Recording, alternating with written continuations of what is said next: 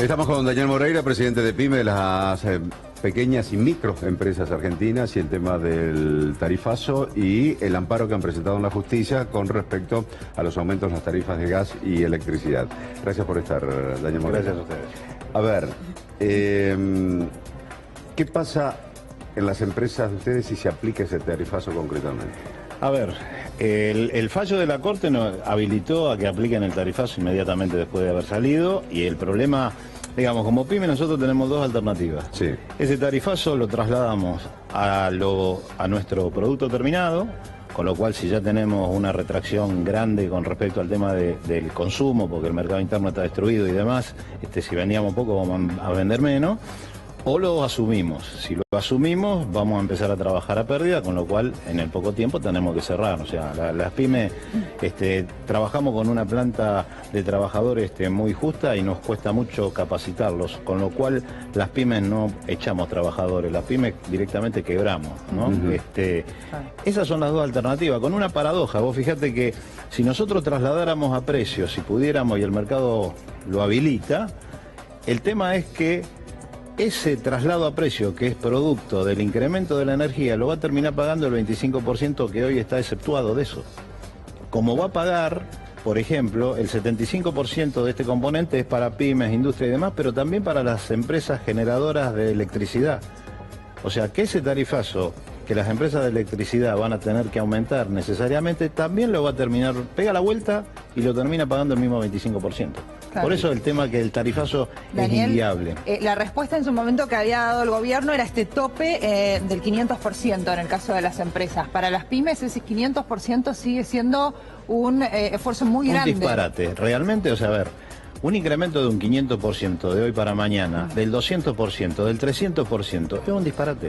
O sea, si lo pensamos al revés, vamos a suponer que a vos te aumenten el sueldo con un 500%, estarías chocha de la vida.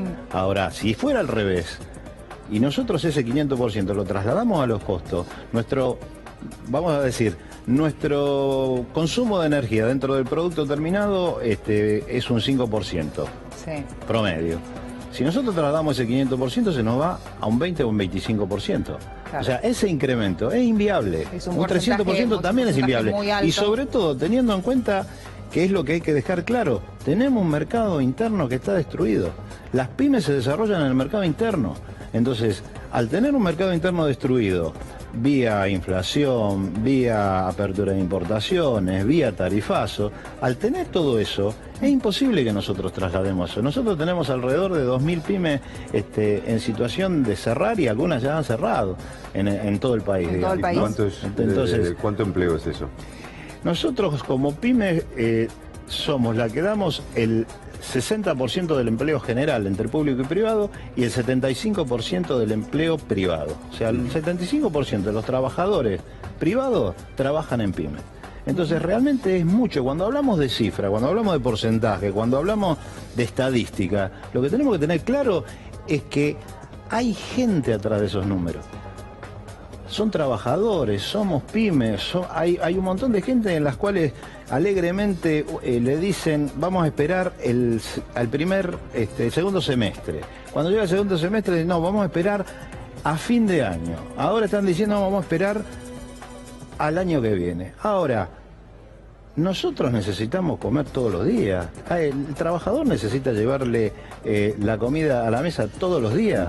No puede esperar. Daniel, y entonces a las pymes se le hace muy difícil esto. ¿Van a participar ustedes de la audiencia pública? Sí, por supuesto. O sea, nosotros,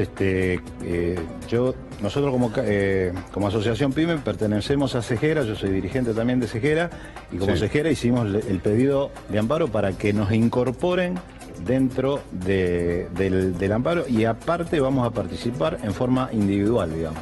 Vamos a participar porque consideramos que la audiencia pública es necesaria, pero aparte hay que demostrar claramente de que hay mucha gente que no puede pagar este tarifazo.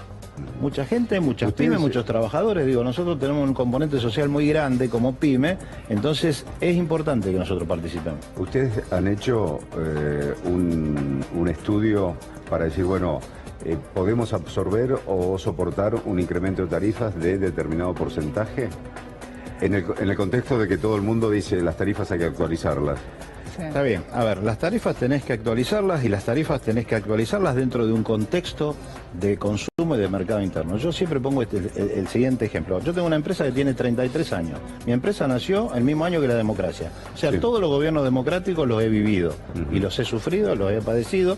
Ahora, en los últimos 12 años, las pymes en general han crecido con problemas de financiamiento, con problemas de impuestos, con problemas de ley pyme que no existía, con un montón de cosas que se hicieron y otro montón de cosas que faltaron. Ahora nos hemos desarrollado y hemos generado 5 millones de puestos de trabajo. ¿Por qué?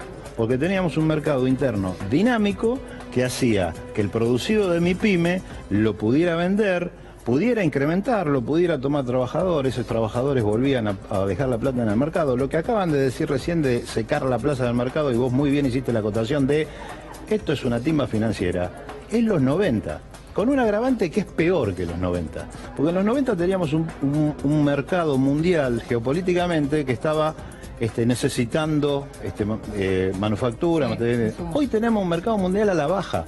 Entonces, ese mercado mundial a la baja hace que, por ejemplo, y lo hemos visto en todos los lugares, las economías regionales hoy estén peor que antes. ¿Por qué? Porque le entraron un montón de productos ni siquiera manufacturados, ¿no? Frutas, verduras y demás. ¿Por qué? Porque en el mundo no hay mercado para vender. Todo el mundo quiere vender. Entonces, el problema justamente es ese, que nosotros tenemos un mercado interno en el cual las pymes nos desarrollamos, que hoy por hoy está totalmente destruido, y lo que tenemos que ir es a decirle al gobierno lisa y llanamente: cambien este plan económico porque no nos contempla la gran mayoría de la población. ¿En cuánto cayeron las ventas, Daniel, en los últimos meses? Según los rubros, calcularle que en los últimos meses, vamos a decir desde el inicio del plan económico hasta ahora, entre un 30 y un 40% según los rubros. A eso hay que sumarle la inflación, el impacto que tiene en todos los insumos. Yo siempre digo lo mismo, a ver, metámonos la mano en el bolsillo nosotros, los que nos están viendo, decir, bueno, a ver, ¿cuántas cosas hemos dejado de hacer? Yo recién vengo de una radio en la cual salimos al aire y justamente le hicieron un reportaje a una canillita, en el cual decía que las ventas de los diarios han bajado sensiblemente y demás. Y uno deja de comprar lo que es, vamos a decir, no superfluo. Ahora, comer tenés que comer. Entonces, cuando ya no te alcanza lo que vos trabajás todo el día, y ya no llegás a llevarle un plato de comida a la mesa de tus hijos y de tu familia, tenés un problema serio. Las pymes tenemos un problema serio porque no somos, nuestros pymes, como dueños de empresa, son exactamente igual que los trabajadores que la integran. Formamos parte de un entramado social. Yo siempre digo, las pymes nos desarrollamos, crecemos y arrancamos en el galponcito del fondo, el padre, el hijo, empezamos a tomar mano de obra del barrio. Cuando empezamos a desarrollarnos, las pymes le compran a la ferretería de la esquina, a la pinturería de la vuelta. Cuando los muchachos salen a comer, van y compran en el almacén. Cuando se cae una pyme, no se caen 5 o 10 puestos de trabajo. Se cae eso y todo un entramado social que es importante. Lo que pasa es que, bueno, lamentablemente este plan económico no nos contempla. Lisa y llanamente, no nos contempla. ¿Todo lo producido por las empresas de ustedes van a consumidor final o venden a empresas? Hay un poco y un poco. Generalmente va a consumidor final, pero sí hay interrelaciones entre pymes, ¿no? Se dan casos paradójicos en el cual nosotros tenemos un asociado que yo lo pongo como ejemplo porque realmente es muy claro. O sea, compra, hace barra para las cajas de cambio de los autos. Sí. Entonces, barras cromadas. Entonces le compra el acero a una empresa que es la única que hace el acero en el país. Y le vende a las terminales automotrices. O sea, le ponen el precio de compra del material la empresa que quiere, porque es la única que lo hace, y le pone el precio de venta la automotriz porque le dije, sí, si no sabes qué, voy e importo. Entonces, ¿qué pasa? El margen se achica.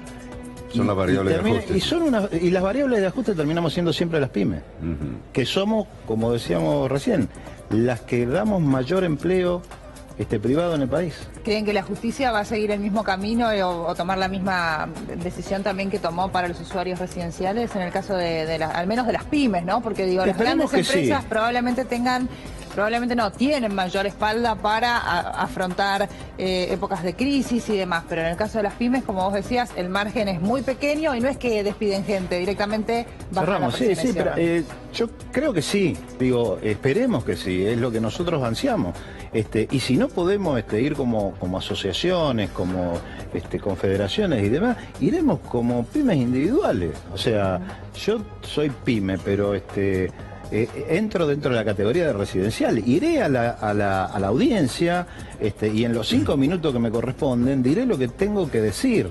Por eso es importante que la población tenga claro de que tenemos que ir a las audiencias para decir qué es lo que nos pasa, porque si no van a terminar diciendo que la audiencia se hizo y va a ser nada más que una formalidad, y en realidad lo que tenemos que hacer entender es de que esto nos está afectando en general como población.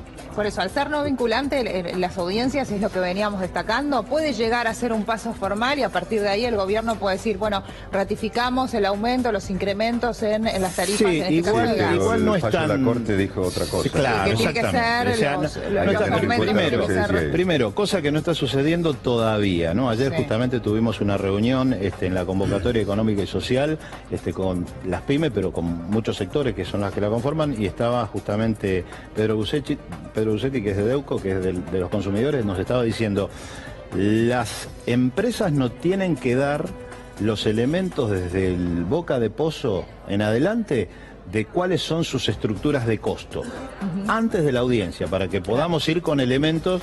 Bueno, eso todavía no está. El Enargas se comprometió. Sí, se comprometió, pero no está. Era que antes de la audiencia iba a dar toda la información. El tema es el siguiente, a ver, digamos, no somos inocentes en esto. Antes de la audiencia pueden ser 10 minutos antes, con lo cual te inhibe a preparar absolutamente nada, indudablemente, ¿no? Creo que el espíritu hasta ayer eso no estaba. Otra de las cosas es que algunos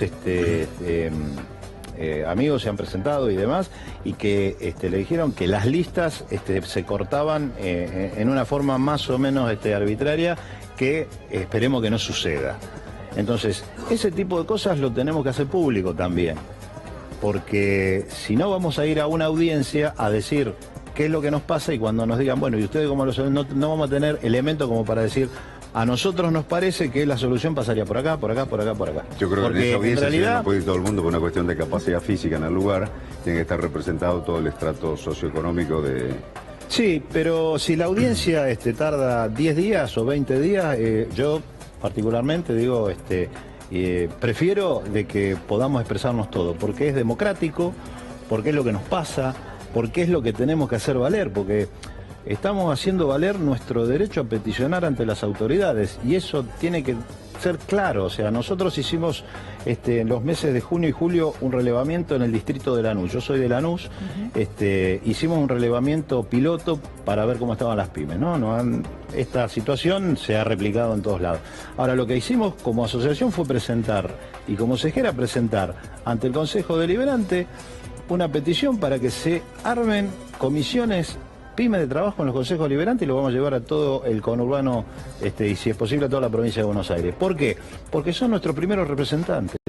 O sea, nosotros elegimos representantes para que nos representen en nuestros problemas y que veamos de qué manera los podemos solucionar. Bueno, tenemos que democráticamente, repito, peticionar ante las autoridades. Las cosas que están mal hay que modificarlas, y hay que hacerles entender al gobierno, o el que sea, que hay un conjunto de población que no puede afrontar este tarifazo, hay un conjunto de la población que está pasándola mal y que hay que cambiar este modelo económico, por lo menos las pautas en general, ¿no? ¿El amparo ha sido presentado solamente por el tema del gas o también electricidad?